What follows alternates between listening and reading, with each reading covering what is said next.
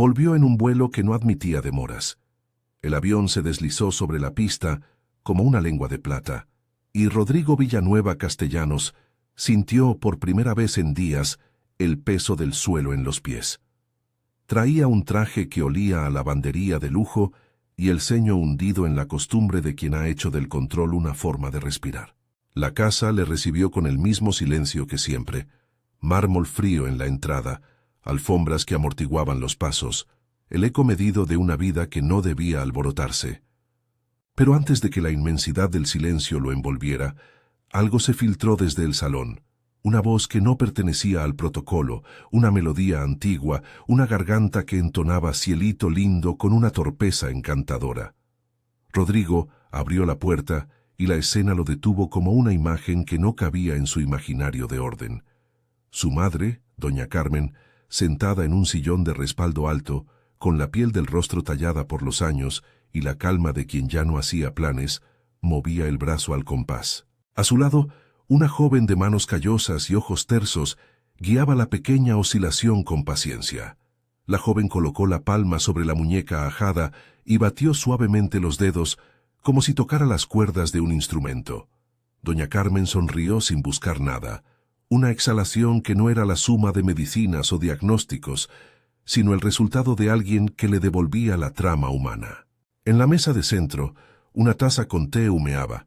En el aire, el aroma del naranjo del jardín mezclado con el polvo fino que proviene de días largos de atención. Esperanza Ruiz Mendoza no parecía una figura extraordinaria.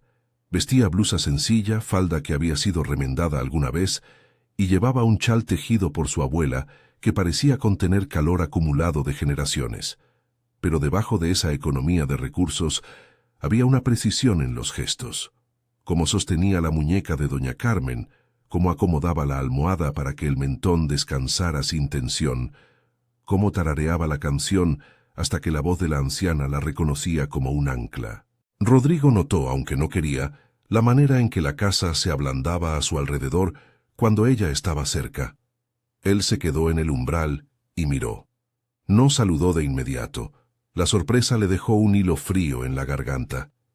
Esperanza se volvió, y en sus ojos hubo el relieve de la sorpresa también, una mezcla de respeto y determinación, de alguien acostumbrado a cumplir con su trabajo sin teatralidades. Sus manos se secaron en el delantal, y hubo un silencio que se resolvió en un gesto pequeño, casi un asentimiento antes de que la música siguiera.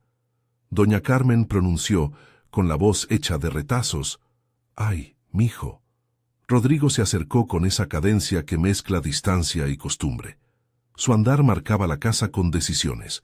Bastaba que mirara un rincón para que ciertos pasos quedaran planeados en la obra mayor de su vida. Saludó a su madre con una reverencia leve, apenas una formalidad que a sus ojos bastaba. Esperanza se puso en posición, como quien espera una instrucción. Rodrigo la observó, midiendo sin pronunciar. Era la primera vez que veía a su madre así, desde que el hospital se la había devuelto en fragmentos. Las manos que antes habían ordenado papeles, que habían cerrado y abierto negocios, ahora necesitaban que alguien las sostuviera para que hicieran el ademán de existir. Rodrigo sintió por un átomo una sensación que no podría nombrar y que inmediatamente acalló, la certeza de que los cuidados no se compran con cheques ni se organizan con contratos. Los días siguientes se instalaron en una cadencia nueva. Por las mañanas la mansión despertaba a un ritmo distinto. Esperanza tocaba una guitarra de tabla barata en la cocina y tarareaba versiones amables de Sabor a mí mientras preparaba un té con canela. Doña Carmen respondía a esa cercanía con señales mínimas, una mueca que era sonrisa, un intento de sujetar la taza, la mirada que de pronto seguía un paso en la habitación. Rodrigo observaba desde sus oficinas en el piso superior, donde el mundo tenía la nitidez de un tablero. No le gustaba lo imprevisible, pero la transformación que sucedía en su madre golpeaba la lógica de su incredulidad. Esperanza no escondía su origen. En las tardes, cuando los ruidos de la casa amainaban, contaba en voz baja historias de su pueblo en Oaxaca, sin la teatralidad de quien quiere impresionar, sino con la sencillez de la memoria, sobre la casa de adobe, donde aprendió a curar más con la compañía que con remedios, sobre su abuela que le enseñó a nombrar cada planta por su intención, no por su nombre científico. A veces mencionaba la palabra abuela con reverencia. Otras se le escapaba una risa seca cuando recordaba a un hermano que le había dado una lección de arrojo. Rodrigo la escuchaba de lejos, como si recibiendo fragmentos de campo pudiera entender algo nuevo de esa voluntad silenciosa que la joven traía consigo. No se trataba de milagros, y la casa no se llenó de proclamaciones. Doña Carmen no recuperó lo que había perdido, no volvió a andar como antes ni a recordar con claridad el nombre de un primo. Pero había pequeños resquicios de vida, un gesto voluntario, una frase que regresaba con sorpresa. Eran hechos microscópicos que, acumulados, ofrecían una sensación de reparación que ningún consultorio había logrado. Rodrigo, que había invertido en terapias, sensores y expertos, comenzó a escuchar con la incomodidad de quien percibe que no tiene el control absoluto de aquello que es más importante que su propio nombre, su madre. Valeria Monteros llegó a la casa con zapatos que marcaban la distancia entre ella y el suelo. Su risa era un cristal que no conocía la gravedad. Parecía nacida para las cenas en donde la gente se mide por invitaciones y el brillo de sus accesorios. Pese a eso, estaba atenta a los cambios. Vio cómo la música se había instalado en las habitaciones. Vio cómo la gente del servicio le miraba diferente a Esperanza. Vio la complicidad silenciosa que se formaba entre la joven y doña Carmen. Para Valeria esa proximidad era un riesgo, una amenaza no tanto para su estatus, sino para la narrativa que sostenía su lugar al lado de Rodrigo. En su mente, el escenario perfecto era el orden. Nada debía introducir fisuras que mostraran que el poder de Rodrigo podía tambalear ante algo tan poco medible como una sonrisa. No tardó en enlazar a Lucinda, la otra empleada, con su plan. Lucinda había conocido otra vida dentro de la casa. Sus manos sabían de vajillas y llaves, de listas de compras y de rumores menores. Tenía un resentimiento que se disimulaba en sutilezas, la sensación de que su trabajo nunca era reconocido como el de los hombres de las oficinas.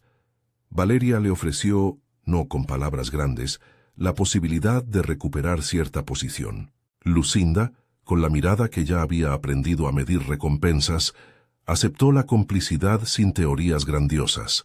Si alguien de fuera podía poner en riesgo la calma de la casa, merecía ser señalada. La primera grieta vino con un objeto que había estado allí toda la vida. El joyero de doña Carmen era una caja de madera con bisagras gastadas. En su interior, piezas heredadas convivían con recuerdos de viajes.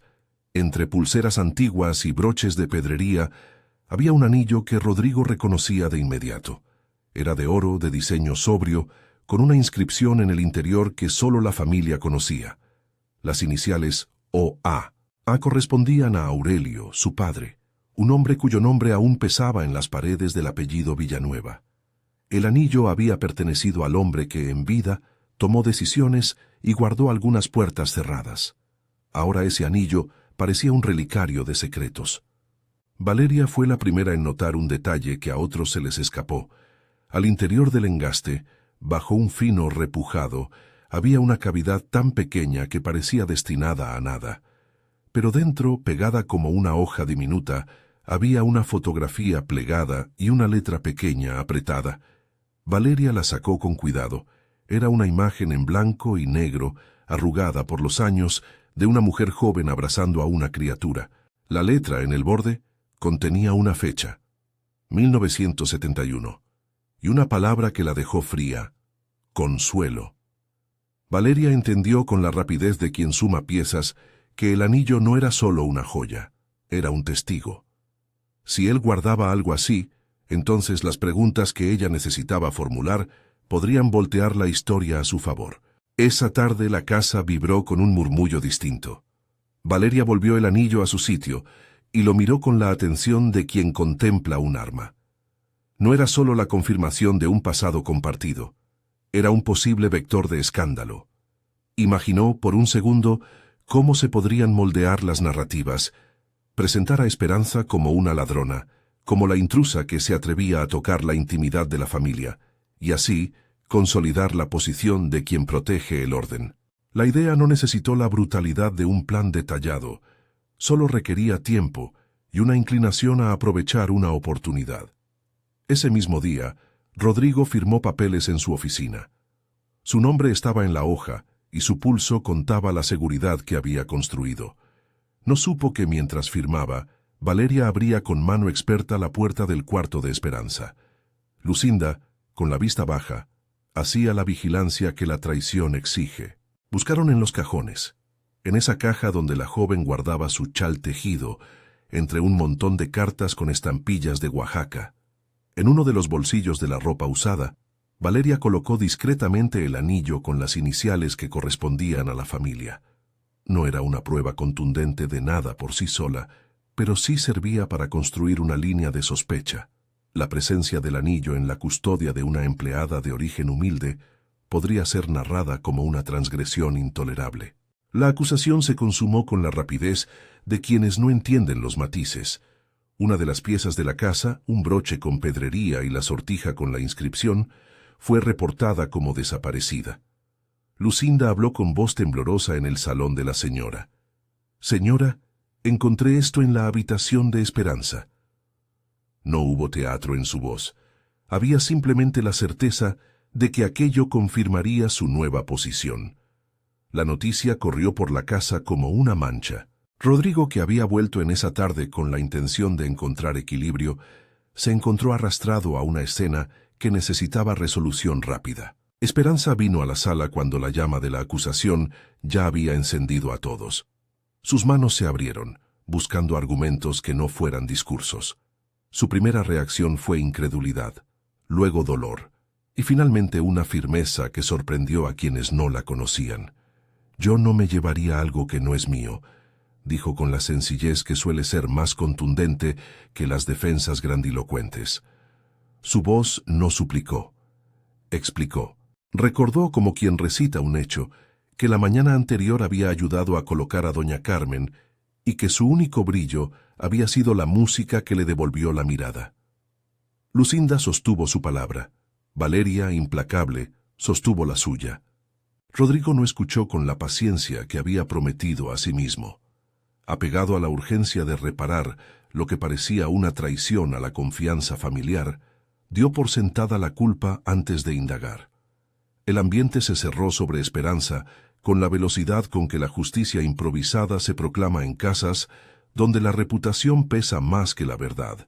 Fue una decisión de gesto corto, enviar a Esperanza fuera, rescindir su contrato en una carta que reorganizaba la jerarquía de la casa en pocas líneas. La joven, sin dramatismos, agarró su bolso y salió. Sus ojos no imploraban, estaban húmedos, cargados de la gravedad que trae el abandono cuando el mundo te entrega su puerta. No hubo humillación pública, no hubo gritos ni escenas grotescas. Hubo solo la frialdad de los procedimientos y la economía del lenguaje con que las oficinas cortan lazos. Esperanza cruzó el umbral con la dignidad intacta, porque la dignidad no siempre se reconoce en el ruido. En su rostro no había odio, sino claridad. Sabía que no era la primera vez que el poder buscaba reordenar la verdad según sus intereses. Al margen del portón, la brisa trajo el olor de la tierra húmeda de las macetas y un niño en la calle lanzó una pelota que golpeó una ventana, como si la vida siguiera su curso sin pedir permiso a los daños. Rodrigo sintió un alivio inmediato, como si hubiera sellado una grieta. Pero al acostarse, la imagen de su madre sonriendo a media voz lo siguió. Al otro día, la quietud de la mansión lo devolvió a un estado en que las decisiones son objeto de ella misma. Había actuado según un patrón que le era propio, pero también había dejado un rastro que podía volverse contra él. No por heroísmo, sino por precisión, algo de su propia incomodidad lo empujó a no dejar que la historia se acomodara en la versión más fácil. Esa noche se sentó en su despacho y encendió la pantalla que guardaba las pequeñas ventanas de la casa. Cámaras que registraban lo cotidiano. Rodrigo no era un hombre que se diera a la nostalgia, pero en los últimos años había aprendido a confiar en lo que quedaba registrado en píxeles, la verdad de los pasos, la linealidad de una mano que no miente. No se trataba de espiar por placer, se trataba de recabar hechos. Al deslizar el cursor por las horas del día anterior, una serie de fotogramas congeló el momento en que la puerta del cuarto de Esperanza se abrió. Un fondo borroso mostró a Lucinda con una bolsa de ropa, otro a Valeria con una mano que se introducía en el cajón del joyero de doña Carmen. Rodrigo sintió un movimiento interno que no podía calificar. La coincidencia de los hechos con la presencia del anillo en el bolsillo de Esperanza no cuadraba si las manos que manipularon la caja fueron otras. Pero el cuadro no era limpio. Las imágenes estaban tomadas desde un ángulo que no mostraba el interior de los cajones. Había solapamientos de tiempos y una ventana de minutos que se podía interpretar. Rodrigo retrocedió y volvió a pasar los fragmentos, ajustando la velocidad, contabilizando segundos. Esa noche, la casa, que había sido su dominio, se convirtió en un lugar de sombras y dudas. Se acordó de las iniciales grabadas en la sortija, de la fecha en la foto, del nombre Consuelo. No sabía por qué, pero la idea de otra hija escondida en los bordes de la historia familiar le quemaba la piel como una pregunta que no conocía. Mientras tanto, fuera de los muros con vitrales, Esperanza caminó hacia el autobús con el chal sobre los hombros. No tenía planes elaborados. Volvería al pueblo si era necesario, o tocaría puertas hasta que encontrara algo que pusiera pan en la mesa. En el fondo, había una decisión que no decía en voz alta: no permitir que su dignidad quedara reducida a la acusación. La familia que la había formado en Oaxaca, su abuela, los vecinos, no la reducirían a la sombra de una narrativa que no le pertenecía. Llevaba en el bolsillo una carta que su abuela le había dado.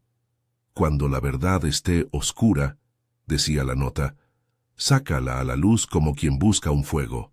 No sabía cómo aplicar esa frase a la complejidad de una casa de mármol, pero la llevaba como un amuleto. Al día siguiente, la casa se movió con el ritmo constricto de quienes negocian consecuencias. Rodrigo tomó una decisión que, en apariencia, equilibraba la balanza. No haría pública la acusación sin pruebas sólidas.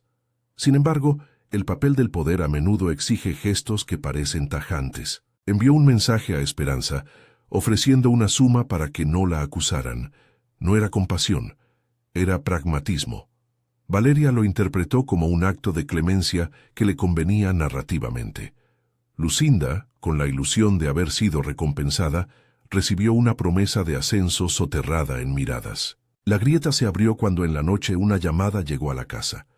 Un número anónimo reportó que en la bóveda del banco había documentos antiguos desde la época de Aurelio Villanueva. Rodrigo, que no había tocado esa parte de su pasado en años, sintió una torsión. ¿Qué contenían esos papeles? ¿Qué relación tenían con la foto escondida en el anillo? La sugerencia de que aquello podría ser más que un robo doméstico lo obligó a mirar con mayor detenimiento las piezas del rompecabezas. Revisó por segunda vez las grabaciones. Esta vez algo distinto emergió.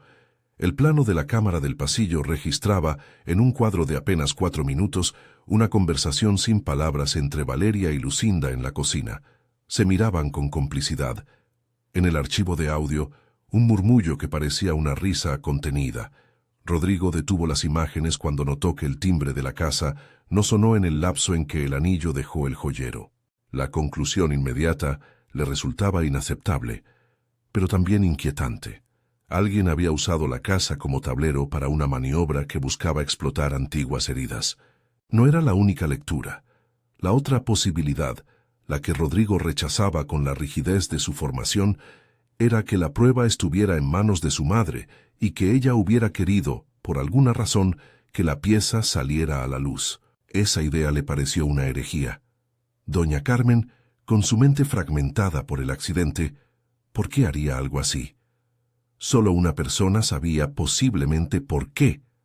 La que había manipulado la foto para ocultarla dentro del anillo, o la que había querido que alguien encontrara el anillo para que la verdad no se perdiera. Rodrigo, que había vivido toda su vida con la sospecha de los negocios, ahora sentía que un pasado íntimo aspira a abrirse como una fisura en una represa. Mientras Rodrigo se debatía, una voz en el otro extremo del pasillo llamó su atención. Ernesto, el mayordomo, se acercó con discreción. Hombre de traje impecable y mirada templada, Ernesto había sido testigo de muchos silencios en la casa. «Señor», dijo, «hay cartas en la caja fuerte que usted nunca abrió». No formuló juicio. Su voz tenía la gravedad que otorga el que ha visto cómo las familias guardan sus vergüenzas en sobres. Rodrigo lo observó y sintió que la casa exigía un gesto que no era solo administrativo. Debía decidir si cavaba o si cubría. El peso de la herencia, de la parte invisible del apellido, comenzó a rendirle cuentas. Por la noche, Rodrigo bajó al salón donde la música había comenzado a formar un recuerdo. Puso una versión a guitarra de Cielito Lindo, suave, apenas una sombra de la melodía que había encontrado hacía días. Se sentó en silencio, mirando el rincón donde doña Carmen y Esperanza habían bailado. No era la intención de la melodía convertirlo en mártir ni en juez. Era un gesto de escucha. En esa quietud, tomó una decisión que no reconoció como valiente en ese instante. Revisaría los hechos hasta la raíz, pero aún no lo haría solo. Rodrigo sabía que para desenredar una trama donde las piezas sobraban, debía recurrir a manos que no estuvieran comprometidas. No era un asunto para el personal de la casa, requería distancia. Pensó en profesionales, en la frialdad que a él mismo le habría gustado emplear en sus negocios. Sin embargo, algo en su interior cambió. No quería que la pesquisa fuera solo un instrumento de control, quería que fuera la forma de encontrar la verdad, y con ella, la posibilidad de reparar. No podía admitir que su decisión de despedir a Esperanza, tomada con prisa, quedara sin cuidado moral. En el mismo instante, en un mercado de Oaxaca, una mujer joven recogía su canasta y hablaba con su abuela sobre una nieta llamada Esperanza que sabía cuidar a los viejos como si fueran su propia sangre. La abuela, con la vista arrugada por el sol y las manos curtidas, murmuró: «Si la injusticia llega, aguanta, que la verdad tiene paciencia». La imagen cruzó los kilómetros como una veta que conectaba dos mundos. La voz de la abuela era otra forma de la canción que Esperanza tarareaba, y la paciencia de la verdad se perfilaba como un personaje propio en la casa de mármol. El sol del mediodía calentaba el naranjo del jardín, y una hoja se desprendió y cayó con la calma de quien no tiene prisa. Rodrigo encendió de nuevo la pantalla, ajustó la imagen y vio, en un fotograma que no había observado con detenimiento, la mano de Valeria sosteniendo el anillo durante un instante más largo de lo necesario. Había un gesto de reconocimiento en su rostro que no era de mera sorpresa. Era la certeza de quien cree haber descubierto una herramienta de poder. Rodrigo contuvo el impulso de confrontarla de inmediato. No quería que la confrontación fuera teatro. Necesitaba certezas. Esa noche en la cocina, Lucinda revisó la bolsa de ropa pensando en la recompensa de su gesto. No era ambición desmedida, era la necesidad de sentirse vista. Valeria la observó con una mezcla de gratitud y cálculo. No hablaron de lo que habían hecho en términos de daño, hablaron en lógica de sobrevivencia. Lo de ella nos ponía en riesgo, dijo Valeria.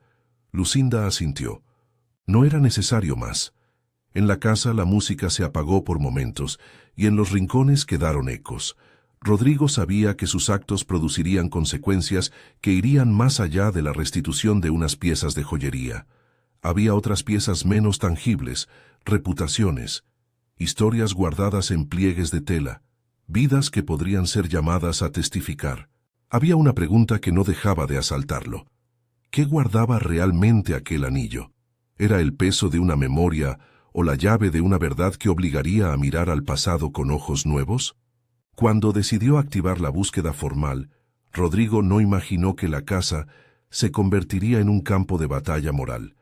No buscaba venganza, buscaba limpieza, aunque la limpieza implicara reconocer errores. Preparó una lista de objetos a revisar, solicitó el inventario de la caja fuerte y pidió a Ernesto que guardara el sigilo. A su alrededor, las piezas comenzaron a moverse. Los empleados murmuraban. Valeria se mantuvo impasible y Esperanza, en una pequeña cocina de pueblo, envolvía su chal con cuidado y miraba al horizonte como quien espera una señal. El anillo, mientras tanto, reposaba en la oscuridad de la habitación de Esperanza, ajeno a las intenciones humanas. Tenía un grabado minúsculo que nadie podría leer sin un soplo de paciencia. Las iniciales OA, y en su interior, la fotografía doblada en 3. Fue ella la que, con la convicción de quien sabe que un objeto puede contener algo mayor que su brillo, había sido escogida para llevar un fragmento de la verdad. Valeria, al colocarlo, creyó haber ganado la partida. No sabía que algunas verdades encerradas en el metal siempre encuentran una manera de salir a la luz. Esa noche, antes de dormir, Rodrigo pensó en su padre. Recordó una discusión que tuvo con él una vez, en la que Aurelio le recriminó la forma en que administraba la vida. «No todos son números», le dijo. Rodrigo había respondido con la sequedad de quien no tolera la emoción en la contabilidad. Ahora, años después, la cifra que más le importaba no era la del balance, sino la de las personas que componían su nombre. El anillo parecía decirle que había otra suma pendiente, la de los afectos que no se habían contado. Mientras apretaba los puños en su despacho, una certeza se empezó a formar. La historia no terminaría en una denuncia ni en la partida de una empleada. Si el anillo contenía la clave de una hija dada en adopción, entonces la casa, con su mármol y sus viejas costumbres, estaba a punto de abrir un capítulo que reescribiría lo que Rodrigo conocía como familia. Sentía por primera vez en mucho tiempo la posibilidad de que reparar no fuera simplemente dar dinero y cerrar una puerta, sino enfrentar un pasado que, como una raíz, había movido la casa desde dentro. Afuera, las últimas luces del día hicieron brillar el oro del anillo bajo la luna. Dentro de su pequeño bolsillo, olvidado por quien lo había plantado, la pieza guardaba su secreto. No era un testigo sordo, era una promesa de que algo más vendría. Rodrigo apagó la pantalla, pero dejó la luz de su escritorio encendida. En el silencio de la casa, la música volvió a sonar, apenas un hilo. Cielito lindo, tocada como si la guitarra quisiera buscar, en cada rasgueo, un nombre que aún no se pronunciaba. En la cocina del pueblo, Esperanza cerró los ojos y dejó que la canción le llegara por una frecuencia que no tenía radio. Era memoria pura, la que se sostiene en las manos que han conocido el dolor de otros cuerpos. No sabía que en la ciudad donde había trabajado alguien estaba revisando grabaciones, ni que aquellas imágenes guardaban un ángulo que cambiaría todo. No buscaba venganza, buscaba un lugar seguro donde su trabajo fuera reconocido, donde su abuela no tuviera que escuchar la palabra vergüenza ligada a su nombre. La primera parte de la historia cerró sobre un gesto simple. Rodrigo, solo en su despacho, volvió a poner la grabación que mostraba a Valeria junto al joyero. Congeló la imagen en aquel segundo preciso en que el brillo del anillo se reflejaba en su dedo. Al otro lado de la pantalla, el rostro de Valeria era una máscara de sutilezas. Rodrigo sintió que, esta vez, no podía fiarse solo de impresiones. Esa noche hizo una llamada. Solicitó acceso a los archivos bancarios antiguos y pidió que alguien examinara la inscripción del anillo con un lente adecuado. No era todavía una investigación pública, pero era el ruido de la maquinaria que pone en marcha la búsqueda de la verdad. Afuera, el naranjo dejó caer otra hoja, como si la casa fuera una urna que con lentitud mostrara sus capas. En la penumbra, la fotografía dentro del anillo permanecía oculta, doblada en silencio. En algún lugar, una historia empezaba a despertar. Las horas siguientes fueron de una precisión distinta, no la rapidez nerviosa que impone el afán, sino la lentitud calculada de quien sabe que una pieza mal movida arranca más que un enojo, arranca vidas. Rodrigo pidió que le trajeran el anillo bajo custodia. Ernesto lo colocó sobre un paño blanco y la luz del despacho lo hizo brillar sin complacencia. Rodrigo observó las iniciales, las marcas del desgaste, la huella que dejaba el tiempo. Pidió un lente de aumento y un técnico que pudiera levantar con cuidado la fotografía oculta en el engaste. No lo hizo por curiosidad morbosa, lo hizo porque la casa le exigía una limpieza, y él, aunque tarde, quería comprender la suciedad que había permitido. La fotografía, desplegada con pulso inflexible, mostró lo que Valeria había supuesto en un arrebato de cálculo. Una mujer joven, de perfil campesino, sonreía sosteniendo a un bebé. En un borde, una palabra, Consuelo, y una fecha, 1971. Rodrigo leyó la fecha como quien repasa un contrato que nunca se firmó. Consuelo. El nombre bateó contra su memoria y contra otra certeza que no se había permitido antes. Aurelio había tenido secretos que no cabían en el tablero de sus balances. Sintió con la lentitud de quien oye un rumor convertirse en hecho que la historia de su casa y de su apellido tenía un pliegue que nadie en su familia se había interesado en abrir. Ernesto habló bajo, como quien abre una caja fuerte de silencios más antiguos que el polvo. En la bóveda del banco, dijo, había un sobre con el sello de la familia. No lo había tocado nunca. Nadie lo había abierto por mandato de Aurelio. Rodrigo, con la decisión ya templada, pidió que lo trajeran. Aquella noche, la mansión que había servido de escenario a su vida se transformó en un lugar de archivo. Los empleados movían objetos con respetos nuevos, como si supieran que lo que se tocaba allí podía cambiar nombres. Las hojas del sobre, amarillas por los años, contenían una carta escrita con caligrafía segura. Era una voz de mujer la que hablaba en tinta. Consuelo Arriaga explicaba que, por miedo y por la presión de la situación social, había entregado a su hija al cuidado de otra familia. Mencionaba un nombre que en ese instante a Rodrigo le golpeó con la fuerza de lo inevitable. El nombre de Aurelio, la referencia a un acuerdo silencioso y la petición, humillada y al mismo tiempo digna, de que el niño no fuera olvidado. No eran tecnicismos legales lo que ahí se leía. Era una confesión, una súplica, y el rastro de algo que había sido resuelto en la sombra. El sobre incluía, además, un documento bancario que no era, en el lenguaje moderno, una prueba de adopción con toda la nomenclatura actual. Era algo más sencillo y para Rodrigo igualmente concluyente. Un depósito periódico que había sido destinado, décadas atrás, a una familia en el estado de Oaxaca, identificado con una referencia que coincidía con el apellido que Esperanza usaba en aquellas cartas que la joven guardaba en su bolsita de tela. El dato dicho en voz alta parecía absurdo, pero la suma de coincidencias lo empujó a ir más lejos. Rodrigo respiró y llamó a la oficina del banco. Pidió copias, insistió en el término investigación familiar y ordenó discreción. Esa madrugada, con la mansión sacudida por el rumor de lo que podía ser verdad, Rodrigo regresó una y otra vez a las grabaciones. El fotograma donde Valeria aparecía junto al joyero ya no le bastaba. Necesitaba el momento en que el anillo había sido depositado en la ropa de Esperanza. Pidió que el archivo se revisara con lentitud, con la paciencia absurda de los relojes que no mienten. Vio la mano de Valeria sostener el anillo, la inclinación de su cabeza mientras miraba el interior y la precisión con que lo guardó. Vio a Lucinda sostener la bolsa y salir sin una pregunta. Las imágenes, unas tras otras, trazaban una línea cada vez más nítida. Había manipulación. Rodrigo no actuó por ira. Esa sería la senda fácil, la que Valeria había buscado. Actuó por la vergüenza de haber cerrado una puerta sin abrirla, por la sensación de que su despido había sido una medida tomada para mantener una apariencia y no para defender una verdad.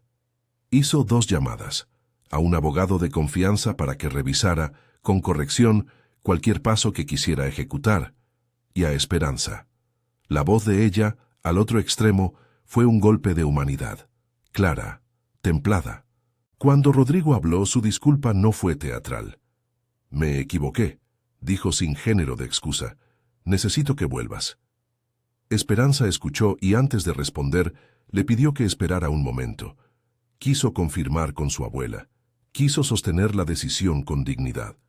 Su regreso sería, si aceptaba, con condiciones, respeto, una explicación pública y una posibilidad de reparación que no fuera solo un gesto. Antes de terminar la conversación, Rodrigo dejó escapar una frase que partía de la honestidad y no del orgullo.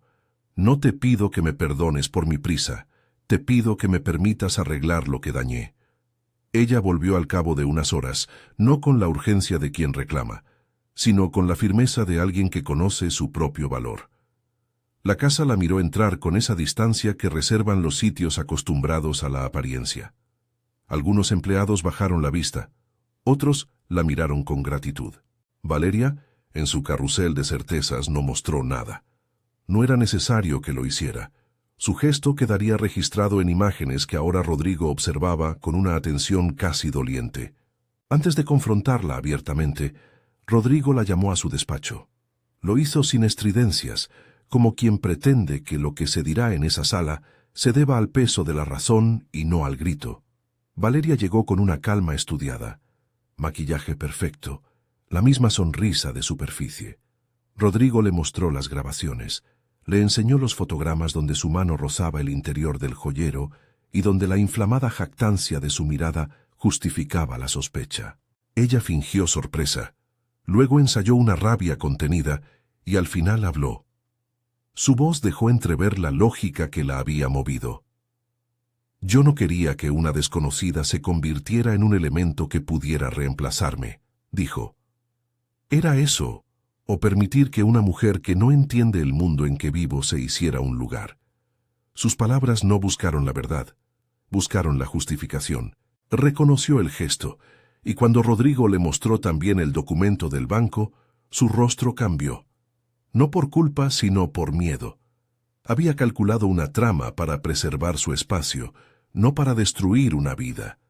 Esa es la precisión que hacen los humanos cuando se sienten acorralados. Lastimar para sostenerse.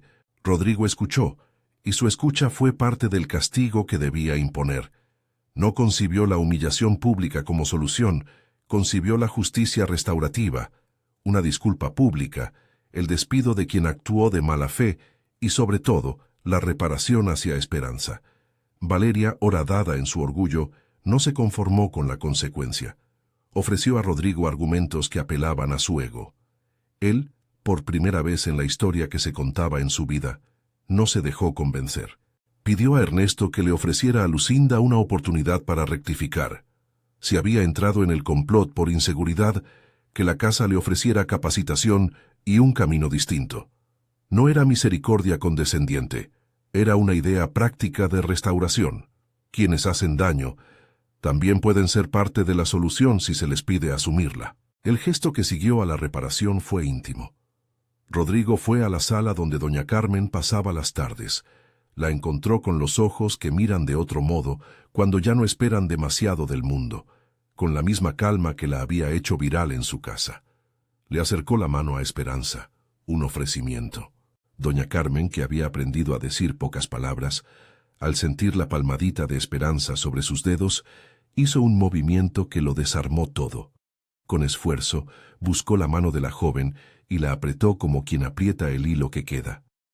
En esa presión, y con la música tenue de Sabor a mí como telón, doña Carmen pronunció una palabra que nadie esperaba. Niña. No fue una revelación sensacionalista. Fue el gesto de una mujer que, en la tela de su memoria, reconocía algo familiar. Esa palabra no cerró nada por sí sola. Rodrigo lo sabía. Los médicos tampoco la tomaron como un diagnóstico. El doctor Rubén, con la seriedad de quien acompaña procesos, habló de conexiones emocionales y de que a veces los estímulos adecuados despiertan retazos que fallaron con la enfermedad. No dijeron curación, dijeron respuesta. Pero para Esperanza, la palabra fue un territorio de posibilidades. Sentir que alguien mayor reconocía su presencia como la de una niña no fue una imposición de destino, fue una invitación a preguntar. Rodrigo organizó una reunión con discreción. Invitó a Ernesto, al abogado, a Lucinda y a Esperanza. Quería que la reparación fuera clara. Frente a todos, ofreció a Esperanza una carta de disculpa. Habló con sencillez sobre su error y propuso algo más que un salario indemnizatorio, un contrato estable, acceso a formación y la posibilidad de participar en las decisiones que afectaban a doña Carmen. Lo que ofreció no era limosna, era la restitución de un lugar que la joven había merecido desde el primer día. Esperanza, con la calma que la había definido, aceptó en parte, pidió, antes de firmar, tiempo para pensar. No firmó por dinero. Quiso que su dignidad no quedara comprometida por una oferta rápida. Sus condiciones fueron claras: reconocimiento público del agravio, disculpa a su abuela y el compromiso de Rodrigo de investigar hasta el final lo que el anillo sugería. La investigación pública no fue la opción elegida por Rodrigo. Comprendió que la exposición mediática podía convertir la vida de Esperanza en espectáculo. En vez de eso, contactó a la persona que la carta de consuelo mencionaba, un apoderado del banco que había sido empleado de confianza de Aurelio. Le pidió que revisara los movimientos y que, sin estridencias, obtuviera copias de los documentos que pudieran corroborar la historia. Las respuestas llegaron con la lentitud de los archivos, correspondencias cruzadas, recibos de pagos y, finalmente, una nota burocrática donde se mencionaba el apellido Ruiz, una dirección en Oaxaca y la palabra acuerdo. Ese dato fue el que, con la lógica de los hilos, permitió una conjetura que Rodrigo no se atrevía a formular en voz alta hasta tener pruebas. Llamó entonces a Ernesto y le dijo que preparara un viaje. No era para confrontar a nadie, sino para buscar con respeto. Irían a Oaxaca a preguntar sin escándalos, con la humildad necesaria para no arrebatar lo que no les pertenecía. Rodrigo sabía que buscar a una hija no era un derecho que pudiera ejercer sin consentimiento. Era una labor de cuidado que debía ser asumida con prudencia.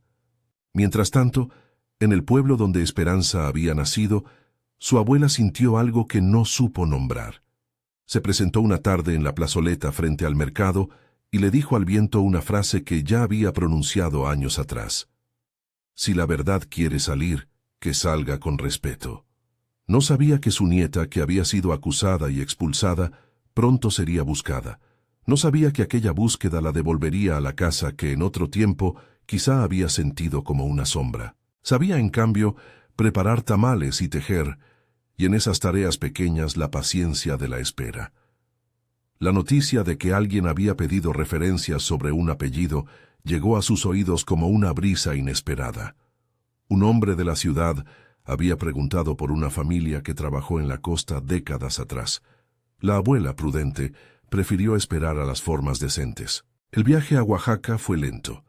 Rodrigo tomó el avión privado, sí, pero la distancia interior que lo separaba de la verdad se midió en conversaciones que no tenía con sus empleados, sino consigo mismo. En el asiento del acompañante iba Ernesto, y en la maleta una copia de la carta de consuelo y el documento del banco que aludía al depósito. No ocultaron su objetivo, encontrar a quien, por derecho o por culpa, había sido parte de la historia.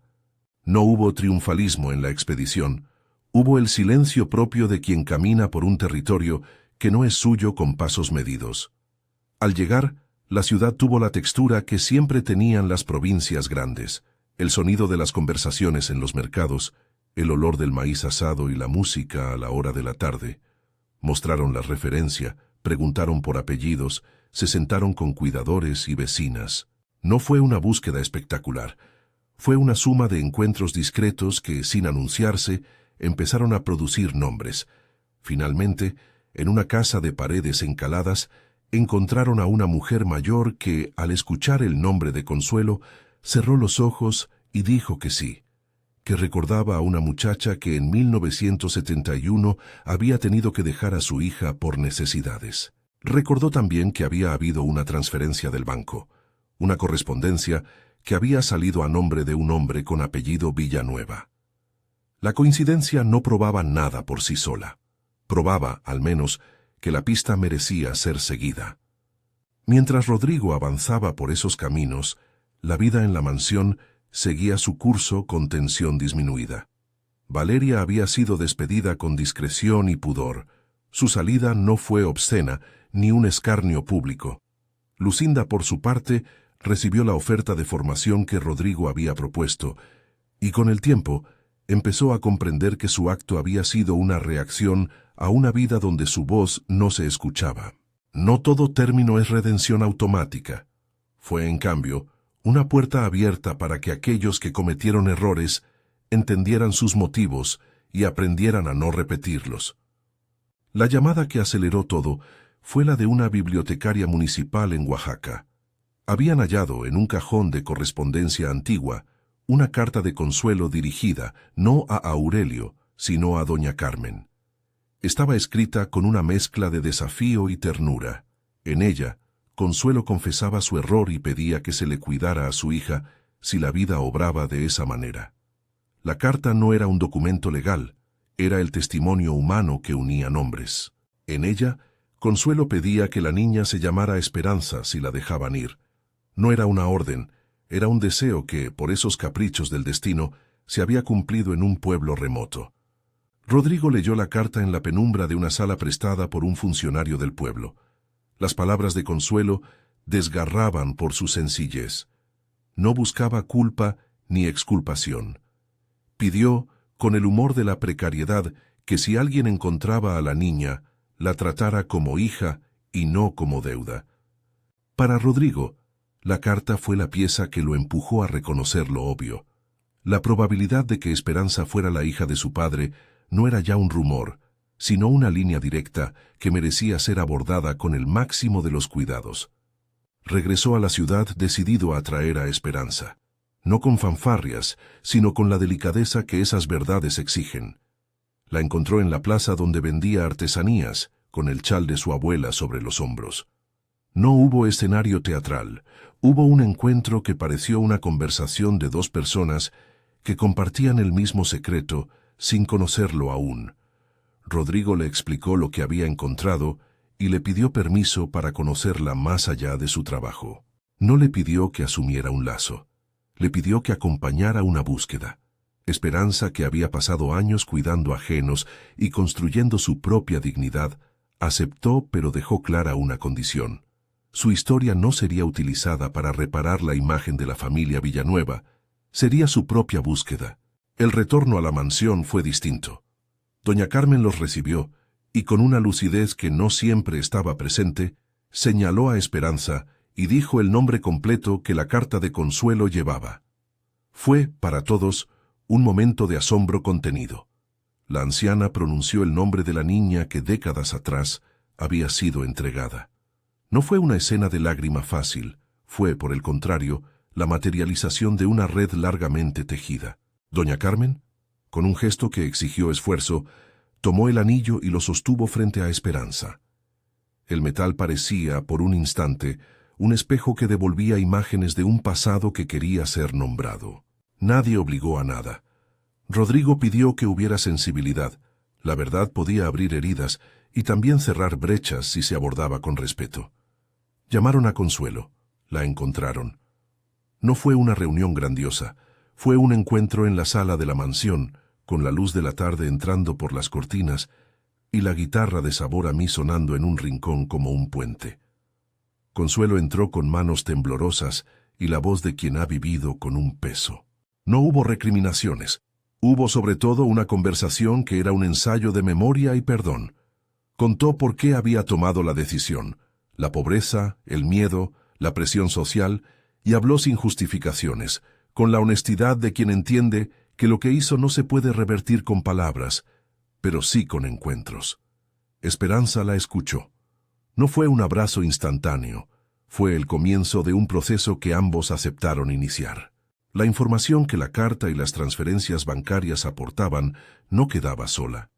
Había también una constelación de testimonios, de nombres de personas que habían contactado con Consuelo en el pasado y que ahora, frente a la comprometedora evidencia, reconocían su parte. Rodrigo ofreció que la búsqueda siguiera sin estridencias, que se realizara con la discreción que estos vínculos pedían. Proponía, además, la creación de un fondo para apoyar a la comunidad de donde venía Esperanza, como una forma de reparar una deuda simbólica que, aunque no borraba el dolor, mostraba la intención de no mantener privilegios. Valeria, al ver que la verdad había salido a flote sin que su plan prosperara, se alejó con la dignidad que le quedaba. No se convirtió en villana de película, dejó la casa, y aunque su aura de seguridad se resquebrajó, ninguno celebró su caída con exceso. Rodrigo, en un gesto que a muchos pareció ingenuo, ordenó que su salida fuera sin escándalo y con una carta que reconociera su error. Lo hizo porque reparar no es humillar. Era, otra vez, la idea de limpiar sin espectáculo. El paso siguiente fue más íntimo que público. Hablar con doña Carmen sobre su sentimiento de pérdida. La anciana, con su memoria fragmentaria, mostró destellos de comprensión. Miró a Esperanza con una mezcla de ternura y reconocimiento que a Rodrigo le pareció más poderoso que cualquier documento. No se proclamó que Esperanza fuera hija por decreto. Se ofreció la posibilidad de construir la filiación en conjunto, con respeto a las historias que cada una traía. La reconciliación, entendieron, no podía ser forzada. Se constituiría en acciones, visitas, conversaciones, el simple hecho de pasar tiempo juntos sin ocupar el lugar del pasado. La decisión de buscar legalmente registros de adopción quedó en manos de Esperanza, y Rodrigo la acompañó sin imponerse. No pretendió comprar la paternidad, propuso asumir responsabilidades. Ofreció con claridad que si Esperanza deseaba conocer las actas o iniciar un proceso, él facilitaría recursos y no presionaría el resultado. Ella aceptó la ayuda para comenzar una pesquisa que no buscaba adjudicaciones rápidas, sino una verdad documentada que pudiera sostener la reconstrucción emocional. La casa en su lugar cambió. El piano volvió a sonar y la música se mezcló con la tensión de las cajas que se abrían en la bodega, con las conversaciones entre Ernesto y los nuevos encargados de archivo, y con la presencia de Esperanza en la cocina, ahora como alguien que no se escondía. Un día en el jardín, bajo el naranjo que tantas veces había sido un símbolo callado, Rodrigo y Esperanza conversaron en voz baja. Él le preguntó por Oaxaca, por su abuela, por sus sueños que nunca habían sido espetados por los negocios. Ella habló de su deseo de aprender, de estudiar enfermería para cuidar desde otro lugar, de regresar a Oaxaca no como quien huye, sino como quien vuelve con herramientas.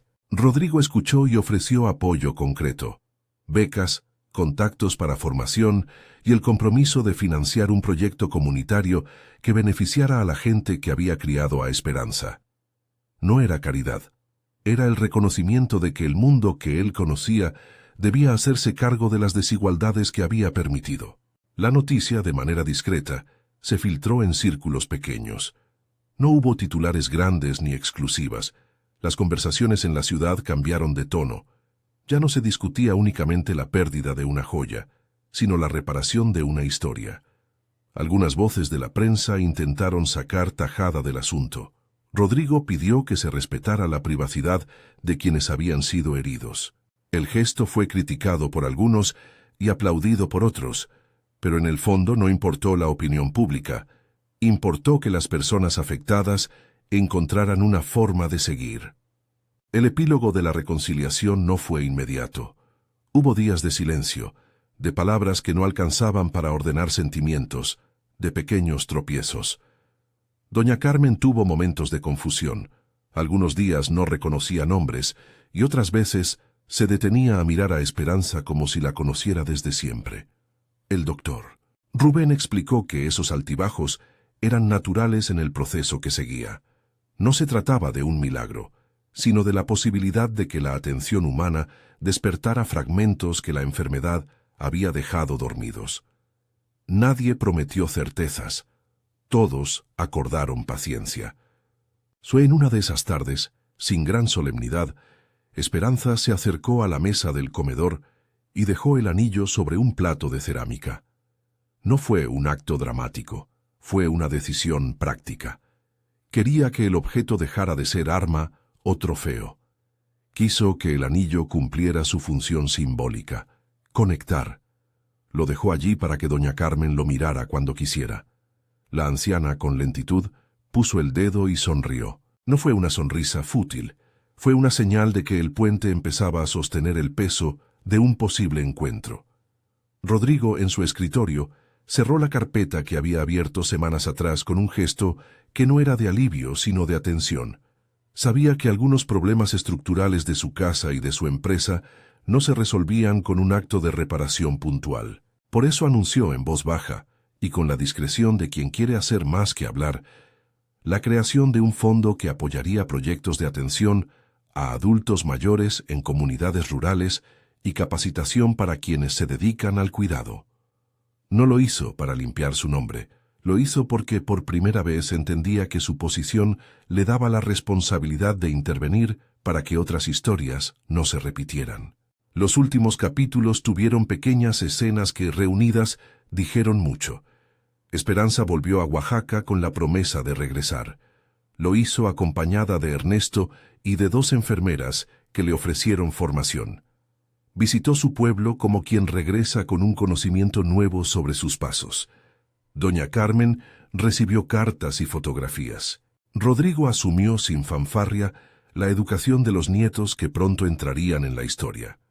No como sustituto, sino como parte de un entramado que ahora buscaba ser más justo.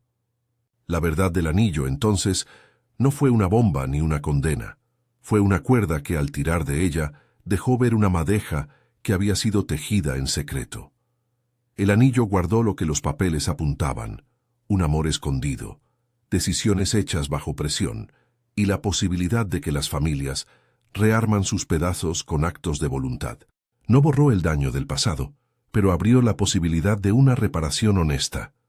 Disculpas sinceras, acciones concretas, una búsqueda que respetara la autonomía de quien había sido separada. La última escena que cerró la historia, sin cerrarla del todo, fue simple. En la sala, con la guitarra afinada en Sabor a mí, doña Carmen y Esperanza se tomaron de las manos. No hubo proclamaciones públicas, ni discursos que pretendieran resumir décadas de silencio. Hubo en cambio un gesto, las manos entrelazadas. Rodrigo miró desde un rincón, y su expresión ya no fue solo la de quien manda, fue la de quien aprende a escuchar. Afuera, el naranjo dejó caer, otra vez, una hoja. Si esta historia te habló, quédate con la idea de que los objetos pueden ser pistas y las personas, destinos. Si te atrajo la búsqueda de la verdad que nace de un anillo, suscríbete para escuchar más relatos sobre cómo el cuidado, la dignidad y la justicia pueden entrelazarse en vidas que, aunque tardías, buscan reparación. La puerta quedó abierta, no como un final, sino como la promesa de que la búsqueda continuaría. Documentos por revisar, nombres por confirmar, encuentros por madurar. El anillo, ya fuera de sospecha, terminó guardado en una caja donde se podían ver las fotografías y la carta de consuelo. No como reliquia de escándalo, sino como recordatorio. La misión siguiente, colectiva más que individual, fue la de buscar a aquellos que habían sido separados por la historia y devolverles, siempre que ellos lo quisieran, la oportunidad de elegir. La mansión volvió a su ritmo con una diferencia notoria. La música y la conversación se mezclaban sin que el brillo del mármol apagara las voces. Esperanza decidió quedarse, pero no cerró la posibilidad de volver a Oaxaca. Lo hizo con la convicción de quien sabe que su vida ahora se atraviesa con otras expectativas. Rodrigo, que había aprendido a medir sus pasos, comprendió que el poder tiene que servir para enmendar, no para ocultar. Doña Carmen, con su memoria a veces clara y a veces tenue, reunió en su regazo la fotografía donde Consuelo sonreía con la niña en brazos. No pidió nada más que la compañía. La historia terminó, si puede decirse que algo así tiene fin, con la forma de un proyecto abierto: encontrar a quien faltaba, contar la verdad sin exhibir el dolor ajeno, y reconocer que el cuidado humano tiene el valor que las cuentas no prosperan. El anillo guardó su secreto hasta que fue necesario sacarlo a la luz. Cuando eso ocurrió, no sirvió para castigar, sino para unir. Y la casa, que había sido escenario de tantas sombras, empezó a llenarse de pasos que no pretendían mandar sino acompañar.